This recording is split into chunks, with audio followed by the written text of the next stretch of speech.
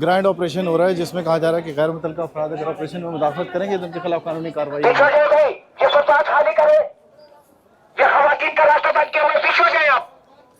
उठाओ इसका जनरेटर, किसका रास्ते में पड़ा है?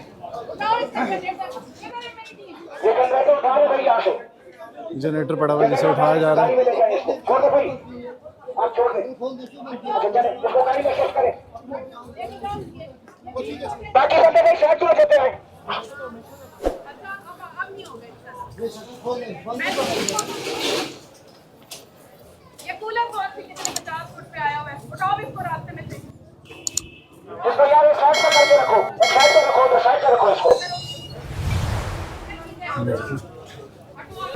आगे से भाई, आगे से बंदे साइड हो जाए, साइड हो जाए।